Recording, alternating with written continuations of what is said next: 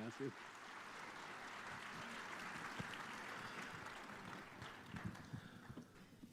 Wow. Mis hermanos, buenas noches. Es un enorme placer estar en Colombia otra vez.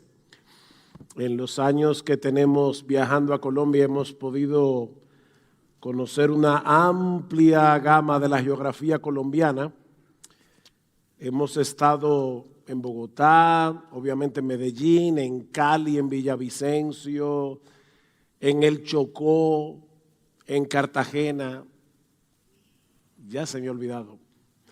Pero lo más hermoso que hemos tenido en estos viajes ha sido precisamente conocer a muchos de ustedes y tener muy buenos amigos en diferentes lugares de Colombia.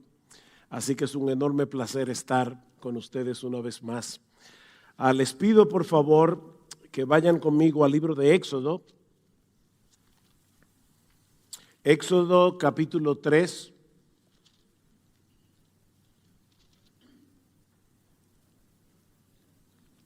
Y vamos a leer los versículos 13 al 14. Dijo Moisés a Dios: he aquí que yo llego a los hijos de Israel, les digo, el Dios de vuestros padres me ha enviado a vosotros. Si ellos me preguntaren cuál es su nombre, ¿qué les responderé? Y respondió Dios a Moisés: yo soy el que soy. Y así dirás a los hijos de Israel: yo soy, me envió a vosotros. Vamos a orar. Soberano Señor, hablar acerca de tu persona, acerca de tus atributos, acerca de tu carácter, es algo que nos sobrepasa por mucho. Por favor, Señor, ven por medio de tu Espíritu Santo y ministra a nuestros corazones en esta hora. Gracias por recordarnos que tú eres un Dios santo. Ayúdanos ahora, Padre, a conocer un poco más quién eres tú y llénanos de asombro ante tu grandeza, porque te lo pedimos en el precioso nombre de Cristo. Amén y amén. El tema que me toca tratar en esta hora es el de la simplicidad de Dios. Así que permítanme comenzar reconociendo el elefante en la sala. A muchos les puede resultar chocante que nosotros hablemos acerca de la simplicidad de Dios, del hecho de que Dios es simple.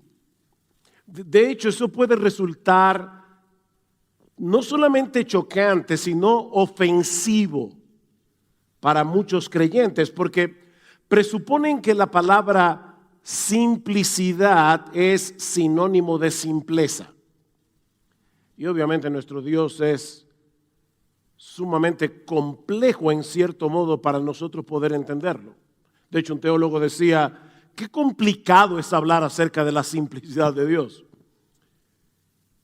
Decir que Dios es simple puede llevar a presuponer a algunos que lo que estamos queriendo decir es que Dios es poco complejo, es fácil de entender, o tal vez que Dios no es muy eficiente, no es un ser poderoso, debido en gran medida a la influencia de la revolución industrial. Nosotros solemos asociar la complejidad con la eficiencia. Mientras más piezas tenga un aparato, más cosas es capaz de hacer. Por ejemplo, este púlpito es muy simple, tiene apenas 4 o 5 piezas. Obviamente, si lo comparamos con mi iPhone, esto es mucho más complicado.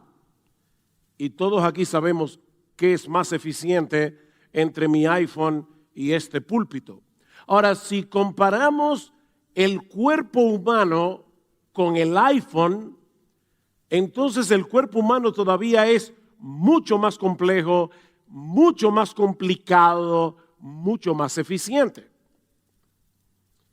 Decir entonces que Dios es simple puede parecer que estamos rebajando el ser de Dios.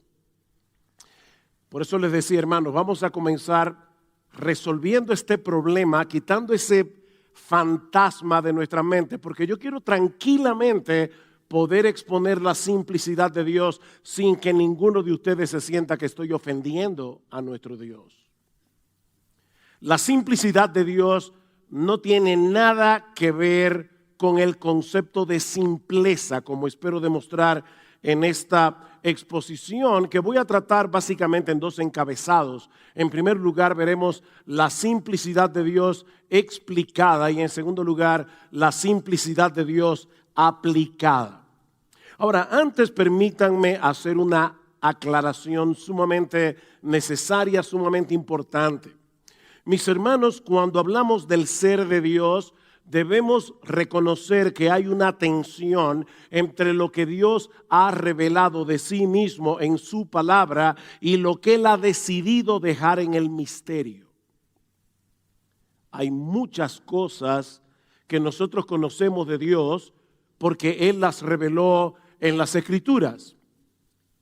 Hay muchas más cosas que nosotros ignoramos de Dios porque Él está infinitamente por encima de nosotros.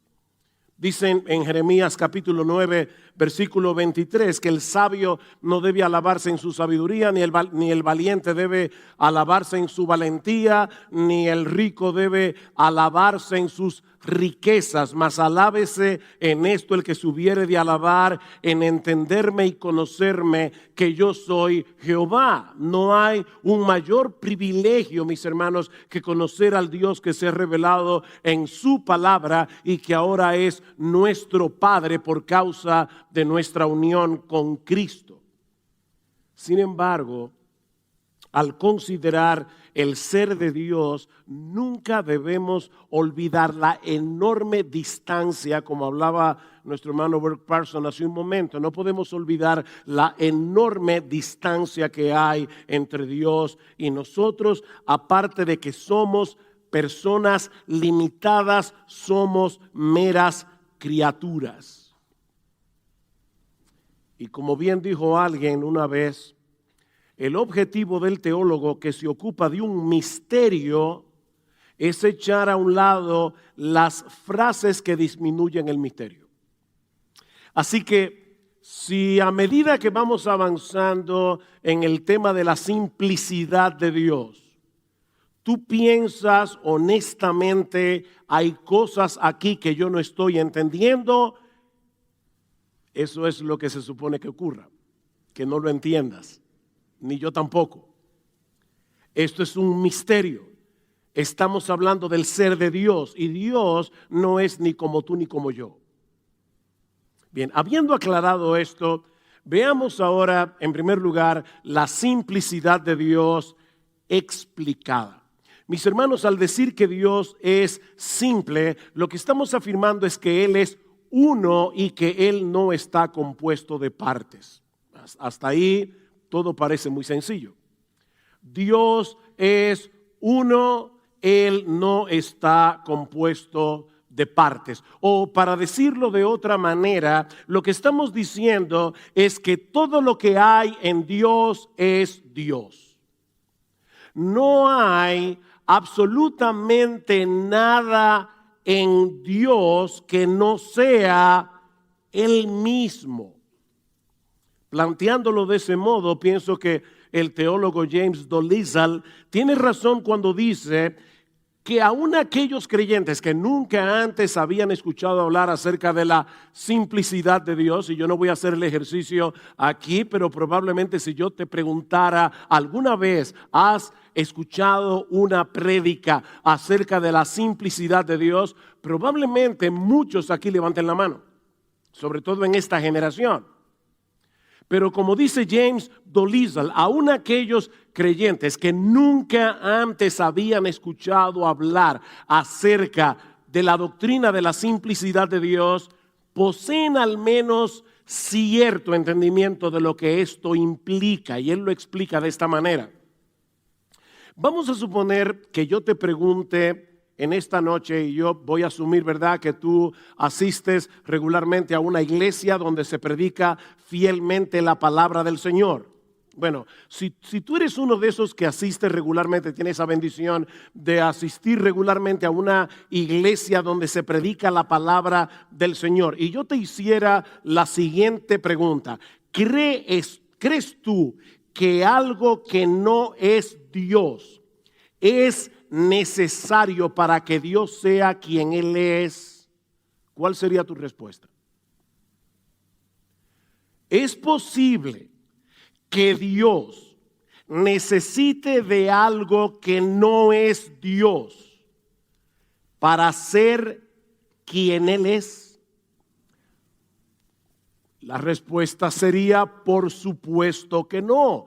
Todos sabemos que nuestro Dios es autoexistente, que nuestro Dios es eterno, que Él es infinito, que Él es inmutable. De paso, tomen nota todas las expresiones que estamos usando con la palabra infinito, inmutable. O sea, todo eso nos dice lo que Dios no es, no lo que Dios es.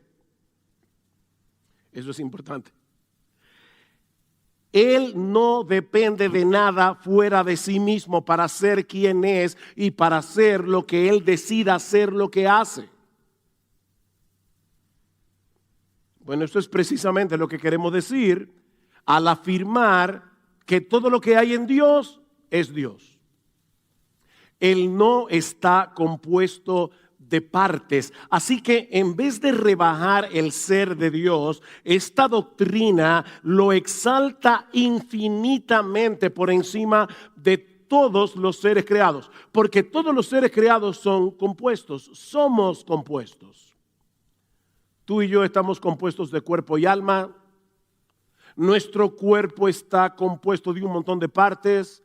Nuestras almas están compuestas de esencia y atributos, pero no Dios. Él no está compuesto de partes y por lo tanto Él no necesita de nada fuera de sí mismo para ser quien Él es. Yo leí recientemente que un Boeing 747, un avión, está compuesto nada más y nada menos que de 7 millones de piezas. Un Boeing 747. Y si una de esas piezas se daña, por pequeña que sea, pudiera impedir el vuelo del avión. De hecho, hace poco tiempo, unas 3, 4, 5 semanas atrás, estábamos mi esposa y yo en Guadalajara, y el avión en el que estábamos supuestos a regresar a República Dominicana se le dañó una pieza y el vuelo tuvo que ser cancelado. Una pieza de 7 millones y el vuelo tuvo que ser cancelado. Y obviamente nosotros tuvimos que cambiar de planes. Pero Dios no cambia de planes, porque Él no depende de nada ni de nadie para ser quien Él es. Él no depende de nada ni de nadie para llevar a cabo lo que Él decida hacer, porque todo lo que hay en Dios es Dios. Todo lo que Él necesita para ser quien Él es, todo lo que Él necesita para hacer lo que hace es Él mismo. Pensemos por un momento en este conocidísimo pasaje de Éxodo capítulo 3. ¿Recuerdan cuando Moisés está pastoreando las ovejas de Yetro en el monte Horeb y de repente se encuentra con una zarza ardiendo? Y dice el texto que Moisés se sorprende porque la zarza no se consumía. Entonces Moisés dijo: iré yo y veré esta gran visión. ¿Por qué causa la zarza no se quema? Aunque Moisés no era un experto en química, él sabía por experiencia que para que haya fuego se necesita un material combustible, es decir, un material que pueda arder. Bueno, lo que le resultaba sorprendente era el hecho de que este fuego, que por cierto representaba a Dios, como vemos en el resto del pasaje, estaba ardiendo en la zarza, pero no dependía de la zarza para arder. por eso no se consumía. O sea, se trataba de un fuego que no estaba compuesto de ninguna otra cosa que no fuera el fuego mismo. Este fuego era solo fuego. Era todo fuego. Bueno, de la misma manera, Dios solo necesita ser Dios para ser Dios.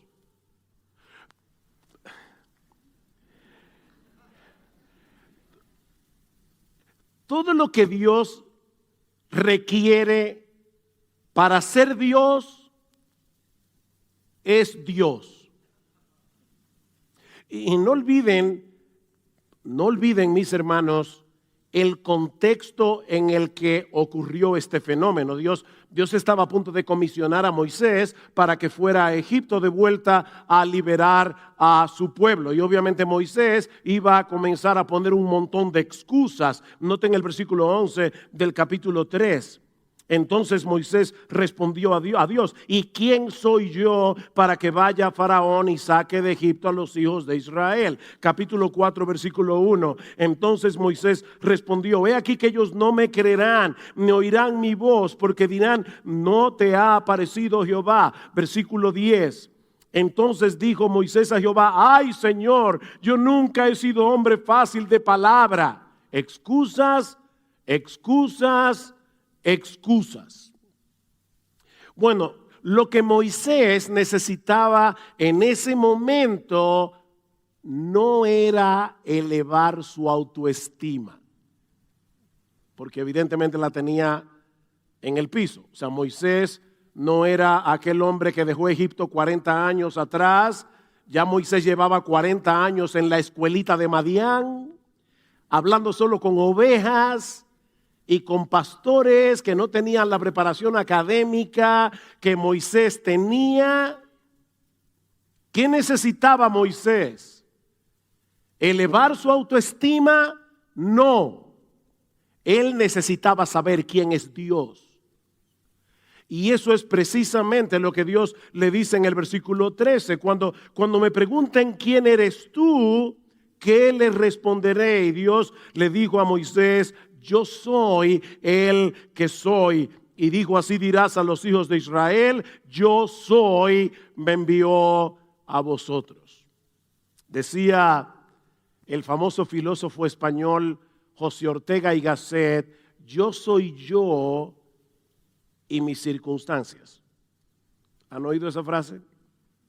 Yo soy yo y mis circunstancias. En otras palabras, mi yo, dice el filósofo español, es solamente un ingrediente, es una parte de mi vida, pero también están las circunstancias que han rodeado mi existencia y que han hecho de mí lo que soy. Bueno, en el caso de Dios, las circunstancias no juegan ningún papel. Él es quien Él es.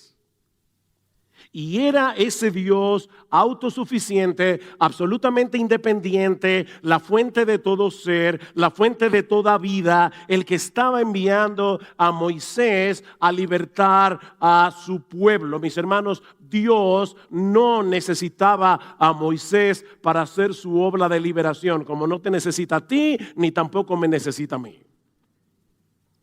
El cementerio está lleno de gente indispensable, ¿verdad? Él no te necesita, ni a mí tampoco. Pero Moisés sí necesitaba a Dios. De hecho, Dios era todo lo que Moisés necesitaba. Y tú también. Y yo también. ¿Se dan cuenta, mis hermanos, que esta no es una enseñanza meramente académica que deba reservarse únicamente para los teólogos en las aulas de clases? Esta es una verdad esencial acerca del ser de Dios que los creyentes necesitamos conocer para alimentar nuestra confianza y nuestra admiración por Él. Nuestro Dios es quien Él es porque todo lo que hay en Él es Él mismo. Eso es lo que hace Eso es, perdón, lo que la iglesia de Cristo ha creído a lo largo de los siglos. Aunque al final del siglo XIX hasta la fecha, algunos teólogos han negado la simplicidad de Dios o simplemente la han ignorado. Es por eso que en muchas iglesias en el día de hoy nunca se habla acerca de la simplicidad de Dios. Louis Berkhof, el gran teólogo, en su teología sistemática, escribió lo siguiente en 1932. En obras recientes sobre teología, la simplicidad de Dios rara vez se menciona. 1932. Y en el año 2019, Carl Trueman afirmó: a lo largo de los últimos siglos, el concepto vital de la simplicidad divina ha sido marginado, revisado e incluso rechazado. Sin embargo, ha sido y es fundamental para la doctrina cristiana de Dios. ¿Oyeron eso, hermanos? Para nosotros poder entender quién es Dios, es fundamental que entendamos el hecho de que Él no está compuesto de partes, que Dios es simple. El padre de la iglesia, Ireneo de León, escribió en el siglo II en su obra Contra herejías que Dios es un ser simple, no compuesto, sin miembros diversos y completamente semejante e igual ¿a quién? A Él mismo. Unos años más tarde, Gregorio de Niza apelaba a la simplicidad divina para afirmar la deidad del Hijo y del Espíritu Santo. Y lo mismo haría luego Agustín de Hipona para defender la Trinidad de Dios, y Anselmo de Canterbury para argumentar a favor de la autosuficiencia de Dios y de la independencia de Dios. Y si damos un salto a la Reforma del siglo XVI, la Confesión belga, publicada en 1561, inicia con este párrafo en su artículo primero. Escuchen, mis amados hermanos, lo primero que dice la Confesión belga acerca de Dios. Todos nosotros creemos con el corazón y confesamos con la boca que hay un ser espiritual único y simple al que llamamos Dios, eterno, incomprensible, indivisible, inmutable, infinito, todopoderoso, perfectamente sabio, justo, bueno y fuente superabundante de todos los bienes. Y así podríamos continuar a través de las grandes confesiones reformadas, la Confesión de Fe de Westminster, la Confesión de Londres de 1689. Podemos continuar con los grandes teólogos que le sucedieron a la Reforma. Dice Francis Turretin en el siglo XVII que los teólogos ortodoxos han enseñado constantemente que la esencia de Dios es perfectamente simple y libre de toda composición. Ven, hermanos, esto es lo que la iglesia cristiana ha creído en casi 2000 años.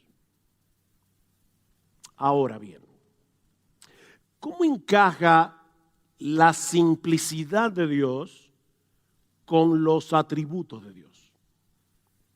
La Biblia dice que Dios es santo, justo, bueno, omnipresente, omnipotente, omnisciente, eterno, inmutable y todo el resto de los atributos que hemos estado estudiando en esta conferencia este fin de semana. Pero eso no quiere decir que cada uno de esos atributos sean una parte de Dios. O sea, como si Dios estuviera compuesto de un 30% de amor, un 40% de santidad, un 20% de justicia. No. Los atributos de Dios no son una parte de su esencia, sino que describen aspectos de su esencia. Permítame hacer una comparación aquí, a ver si me ayuda a darme a entender. Yo estoy seguro que todos aquí hemos conocido personas necias, ¿sí o no? Como también hemos conocido personas sabias. Eso quiere decir, lamentablemente, que la sabiduría no es una parte esencial de nuestra humanidad. O sea, se puede ser humano y ser un necio. Y se puede ser humano y ser un sabio.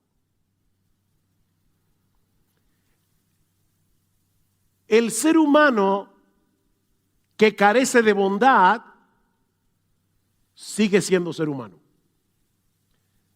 Hitler era humano. Stalin también. Mussolini también. Y muchos políticos en el día de hoy. Son seres humanos. Pero en el caso de Dios, Él no puede perder ninguno de sus atributos porque dejaría de ser quien Él es, porque Él es simple. ¿Ven el punto? Por ejemplo, 1 de Juan capítulo 4 versículo 8, Dios es amor. Como dice en Juan 4:24, Él es espíritu, como dice en 1 de Juan 1:5 que Él es luz. Lo que eso significa no es que Dios tenga la capacidad de amar, sino más bien que el amor es un aspecto esencial del ser divino, de tal manera que Dios no puede dejar de ser amor sin dejar de ser Dios. Y lo mismo podemos decir del resto de sus atributos. Ahora, eso quiere decir que no podamos distinguir el amor de Dios de su santidad, o el amor y la santidad de Dios de su justicia, o el amor y la santidad y la justicia de Dios de su inmutabilidad. Son atributos, son aspectos diferentes. Sin embargo, no son partes de Dios, sino aspectos esenciales de su ser. Recuerda, si hay cosas aquí que no estás entendiendo, no hay problema. Bienvenido al club. Estamos lidiando con algo que nos sobrepasa. Sin embargo, déjeme hacer otra comparación que puede ayudarnos. Recordando, ¿verdad? No quiero explicar también el misterio que destruye el misterio. De hecho, tampoco puedo. Hay un aspecto del misterio que debe ser preservado en misterio, pero aún así permítanme hacer una comparación, otra más. Quizás muchos de ustedes saben que en el año 1666 el británico Isaac Newton descubrió que si un rayo de luz pasaba a través de un prisma de vidrio, se dividía en los 7 colores del arco iris: rojo, naranja, amarillo, verde, azul, índigo y violeta. Bien, esa luz blanca, antes de pasar por el prisma, ya contenía dentro de sí todos esos colores. Pero la identidad individual de cada uno de ellos no se hace visible hasta que pasa a través del prisma. O sea, el prisma separa los colores y nos permite apreciarlos. Bueno, de la misma manera, mis amados hermanos, cuando la gloriosa esencia divina pasa a través del prisma de su palabra, llega a nosotros a través del prisma de su revelación, entonces podemos apreciar los diversos colores de esa esencia única de Dios y podemos distinguir su amor, su bondad, su justicia, su santidad, su omnipresencia, su omnisciencia, su omnipotencia, su inmutabilidad, etc. Pero es una sola esencia. la esencia de nuestro glorioso Dios.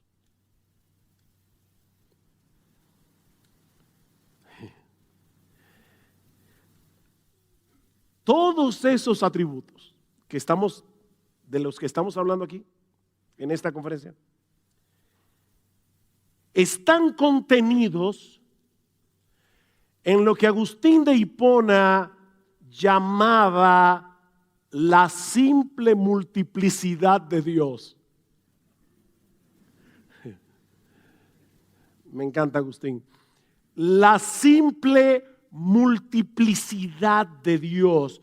Necesitamos que el prisma de la Escritura divida ese potentísimo rayo de luz de la esencia divina, porque de lo contrario, mis amados hermanos, no podríamos entender cómo es Dios.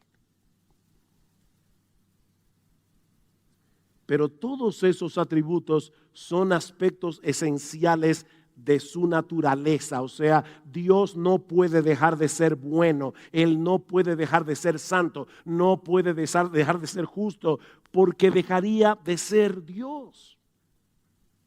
Dice el Salmo 90, Señor, tú nos has sido refugio de generación en generación, antes que naciesen los montes y formases la tierra y el mundo, desde el Olam, desde el siglo y hasta el siglo, tú eres Dios.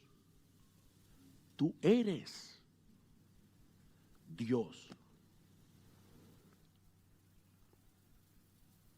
Él siempre es el mismo.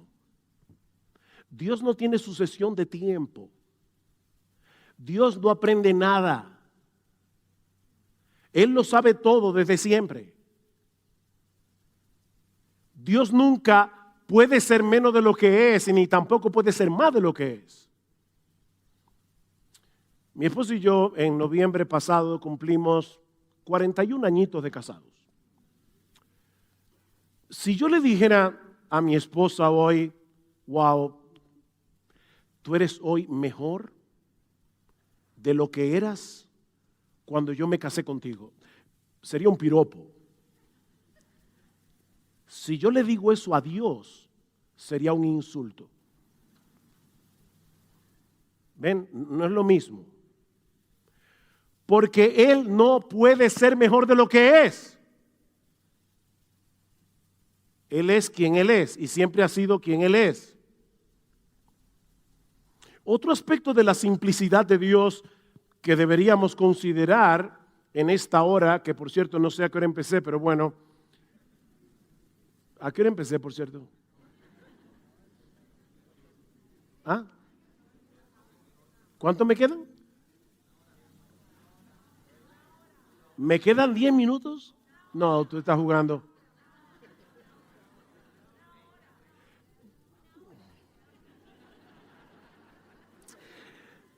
Mis hermanos, ¿cómo? Yo voy a hacer mi mejor esfuerzo. ¿Cómo podemos congeniar la simplicidad de Dios con la Trinidad de Dios? Respuesta. Es precisamente debido a la simplicidad de Dios que Él puede ser trino. La Biblia enseña que la esencia única e indivisible de Dios, simplicidad, subsiste en tres personas distintas: el Padre, el Hijo y el Espíritu Santo. Trinidad. El Padre es Dios, el Hijo es Dios, el Espíritu Santo es Dios, y aún así no hay tres dioses, sino un solo Dios, porque los tres son una sola esencia. Simple e indivisible. Esto es otro misterio que jamás vamos a poder entender con nuestra mente finita, pero es una verdad que Dios ha revelado de sí mismo en su palabra. Ahora, mis hermanos, por favor, eso no significa que Dios esté compuesto de tres partes llamadas Padre, Hijo y Espíritu Santo, como si el Padre fuera un tercio de Dios, el Hijo fuera otro tercio de Dios y el Espíritu Santo fuera otro tercio de Dios. No. Una vez escuché a alguien decir, la Trinidad no es tan complicada, es como el huevo. El huevo tiene cáscara, tiene yema, tiene clara. Sin embargo, la cáscara sola no es el huevo, la yema sola no es el huevo, la clara sola no es el huevo. No. No. Eso equivaldría a decir que cada persona de la Trinidad no es Dios en sí mismo, como si tuviéramos que sumar a las tres personas de la Trinidad para tener la esencia completa de Dios. Mis hermanos, cuando hablamos de la Trinidad, lo que realmente estamos diciendo es que cada una de las personas, el Padre, el Hijo, el Espíritu Santo, comparte igual y plenamente la esencia única y simple de Dios. Deuteronomio 6:4, oye Israel, Jehová nuestro Dios, Jehová uno es. Irónicamente, este es uno de los textos favoritos de los musulmanes y de todos los que niegan la doctrina de la Trinidad. Pero lo que este texto significa no es que Dios sea una singularidad numérica, sino más bien que como Dios es uno, porque solo hay una esencia divina, Él y solo Él debe ser el objeto de nuestros afectos y de nuestra adoración. Por eso el texto continúa diciendo, y amarás a Jehová tu Dios con todo tu corazón y de toda tu alma y con todas tus fuerzas. La devoción y lealtad de nuestro corazón y de nuestra alma no puede estar dividida porque existe un solo Dios. Ahora es interesante notar que esa palabra hebrea que se traduce como uno en Deuteronomio capítulo 6 también puede traducirse como un solo, más que uno, es un solo. Es la misma palabra que usa Moisés en Génesis capítulo 2 versículo 24 para decir que en el matrimonio el hombre y la mujer vendrían a ser una sola carne, dos personas que vienen a ser una en el vínculo del matrimonio, ¿ven? Así que lo que este pasaje enseña, Deuteronomio capítulo 6, es que Jehová es el único que tiene derecho a ser llamado Dios. Es lo mismo que expresa Moisés en Deuteronomio 4:35 cuando está relatando las cosas maravillosas que Dios hizo en medio de su pueblo, y ahora le dice Moisés, a ti te fue mostrado todo esto para que supieses que Jehová es Dios y que no hay otro fuera de Él. De manera que Dios es uno en un sentido y tres en otro. Importante eso, hermanos. Los testigos de Jehová, ¿verdad?, nos dicen 1 más 1 más 1 no es igual a 1. El problema es que aquí no estamos lidiando con la matemática. De paso, 1 por 1 por 1 sí es igual a 1, pero aquí estamos hablando del ser de Dios. Y lo que estamos diciendo es que Dios es uno y es tres, pero no en el mismo sentido. Dios es uno porque su esencia es única y simple, por eso hay un solo Dios. Pero es tres en el sentido de que tres personas distintas, el Padre, el Hijo y el Espíritu Santo, subsisten en esa sola y simple esencia de Dios. Repito, hermanos, esto es un misterio que no podemos comprender plenamente, pero es una doctrina bíblica que debemos creer. Resumiendo lo que hemos visto hasta aquí, no estoy terminando, Alejandro. Cuando hablamos de la simplicidad de Dios, nos referimos al hecho de que Dios no está compuesto de partes, que todo lo que hay en Dios es Dios. ¿Qué tiene todo eso que ver con nosotros? Porque tú puedes estar pensando, pastor, ¿y de verdad es tan importante que yo sepa eso? Ok, ya vimos la doctrina bíblica explicada, veamos ahora la doctrina bíblica aplicada, y sí es importante porque el Señor dice, gloríate en esto, en entenderme y en conocerme. En primer lugar, porque nuestro Dios es un ser simple, que no depende de nada ni de nadie, ni para su existencia, ni para cumplir su voluntad, ni para ser feliz. Podemos y debemos depender de Él en medio de cualquier necesidad y circunstancia. Mis hermanos, nosotros somos muy débiles, nosotros somos gente muy necesitada. Cualquier cosa puede afectarnos repentinamente en una forma profunda y significativa. Hace unas horas recibí una noticia terrible. Un hermano de nuestra iglesia, muy amado, por años miembro de nuestra congregación, acaba de perder a su hijo de 28 años. Repentinamente le dio un infarto masivo. Y toda nuestra iglesia está conmovida porque nosotros conocemos a ese muchacho desde el día que nació. ¡Qué terrible! Pero nuestro Dios, que ama a los suyos con amor eterno, no depende de nada ni de nadie para cumplir sus propósitos buenos y sabios en nuestras vidas.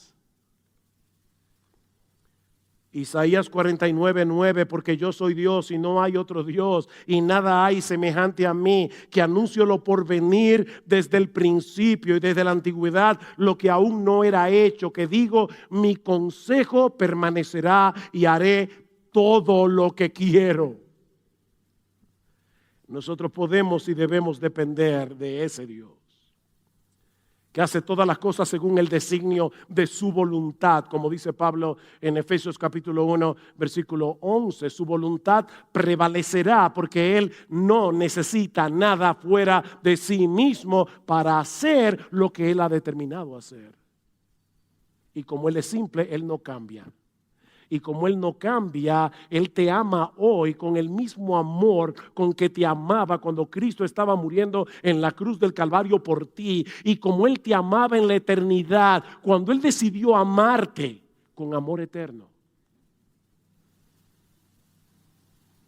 En segundo lugar, porque Dios es simple, debemos vivir con la conciencia de que Él está plenamente presente en todo lugar con todos sus atributos. Mañana vamos a estar hablando acerca de la omnipresencia de Dios. Pero me adelanto a decir que lo que eso significa no es que Dios es tan y tan y tan y tan grande que Él llena todo el espacio posible. No. Lo que eso quiere decir es que Dios, con todos sus atributos, está en todo lugar al mismo tiempo.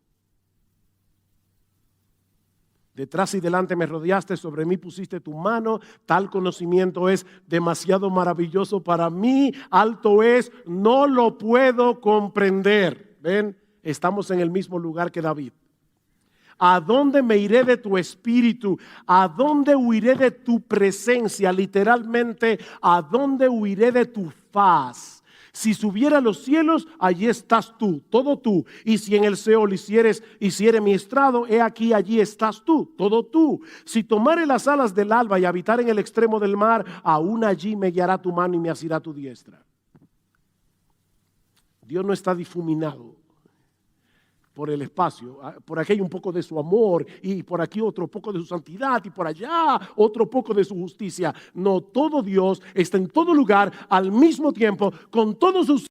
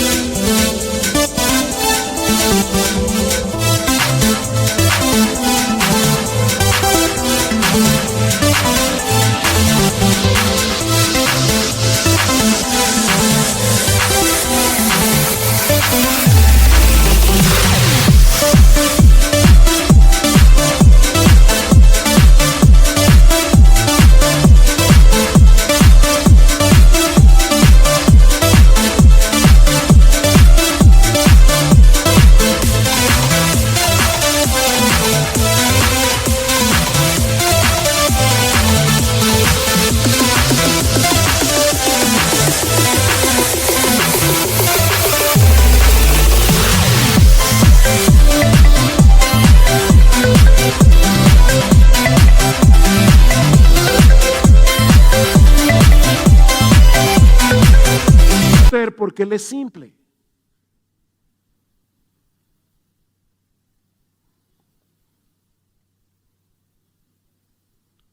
En tercer lugar, voy a cortar.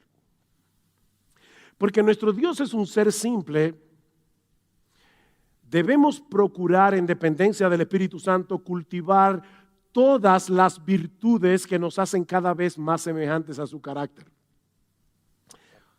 Dios, como decía Parson hace un momento, no es más amoroso que santo, ni es más santo que justo, ni más justo que bondadoso, ni más bondadoso que compasivo. ¿Ven? En su simplicidad, Él es todo eso a la vez. Y dado que Cristo nos redimió para restaurar en nosotros la imagen de Dios, mi amado hermano, los cristianos no podemos darle más importancia a algún aspecto del carácter de Dios por encima de otro a la hora de imitarlo. O sea, tú no puedes decir, bueno, no soy tan santo, pero estoy creciendo en amor.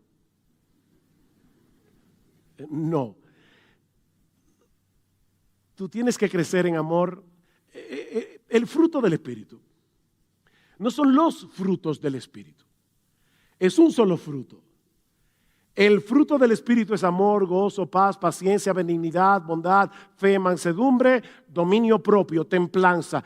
El fruto del Espíritu, lo que el Espíritu produce en aquellos en quienes Él está obrando, es todo eso a la vez, que no es otra cosa que el carácter perfecto de nuestro bendito Señor y Salvador Jesucristo. Así que tú y yo no podemos darnos el lujo de decir, el año que viene es el año de la santidad, ahora es el año del gozo. No.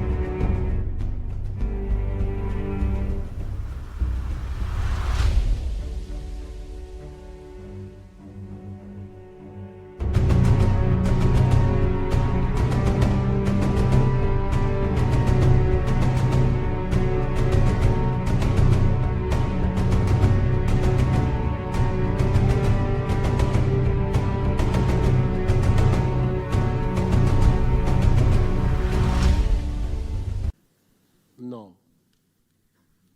Finalmente, porque nuestro Dios es un ser gloriosa y maravillosamente simple. Mis hermanos, solo Él es digno de nuestra más ardiente devoción, lealtad y adoración. Cuando un escriba le preguntó al Señor Jesucristo, ¿cuál es el mandamiento más importante de la ley? ¿Qué hizo Jesús? Citó Deuteronomio, capítulo 6. El primer mandamiento de todos es, oye Israel, el Señor nuestro Dios, el Señor uno es, y amarás al Señor tu Dios con todo tu corazón y con toda tu alma y con toda tu mente y con todas tus fuerzas. Si Dios es uno, no podemos tener nuestros afectos divididos. Debemos amarlo y adorarlo únicamente a Él con todo el corazón, con toda nuestra alma, con toda nuestra mente y con todas nuestras fuerzas. Y si es verdad que de este lado de la eternidad, mientras el pecado more en nosotros, adorar a Dios de ese modo será una lucha. Pero en la misma medida en que se acreciente nuestro asombro por quien Él es, en esa misma medida aumentará el fuego de nuestra devoción por Él. Hace unos años tuve que viajar a Canadá por razones ministeriales y unos hermanos muy queridos me llevaron a conocer las cataratas del Niágara. Y obviamente decir que aquello fue impresionante se queda muy corto de lo que fue esa experiencia. Mis hermanos, cuando uno se expone a un espectáculo natural como las cataratas del Niágara, no tenemos que decirnos a nosotros mismos, bueno, ahora yo debo abrir la boca y decir wow. Porque eso sería lo más apropiado, ¿verdad? Cuando uno está considerando un fenómeno que no se ve todos los días. No, mis hermanos, las emociones no funcionan así. Uno simplemente se detiene a contemplar ese espectáculo, millones y millones y millones de galones de agua cayendo por minuto, todos los arcoíris que se forman en el fondo de las cataratas cuando el agua rompe y se convierte en vapor de agua, ese ruido atronador, y en una forma natural, por lo menos yo digo, wow.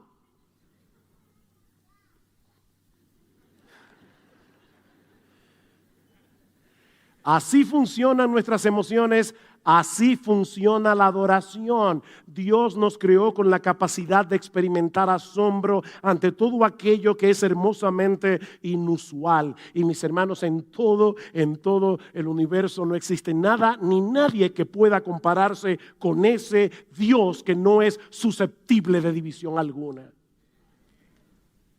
Alguien ha dicho que la adoración, me encanta esa definición, es el dulce eco de las excelencias de Dios en el corazón de su pueblo. ¿Qué es la adoración? Es el dulce eco de las excelencias de Dios en el corazón de su pueblo. Él es infinito en su ser y perfecciones, lleno de gloria y majestad, de modo que es imposible conocerle y contemplarle sin ser movido a sobrecogernos de asombro y a querer expresar nuestra admiración por Él. O que sea esta la disposición que el Espíritu Santo produzca en nosotros, que aumente nuestra capacidad wowcística en esta conferencia. De modo que podamos seguir cantando con todo nuestro corazón y con un entendimiento cada vez más profundo a Dios el Padre Celestial, al Hijo nuestro Redentor y al Eternar Consolador, unidos todos, alabad, amén, cantad al Trino y Uno Dios, al Trino y Uno Dios, sus alabanzas entonad, su eterna gloria proclamad con gozo, gratitud y amor, que a Él y solo a Él sea toda la gloria por los siglos de los siglos. Amén y amén.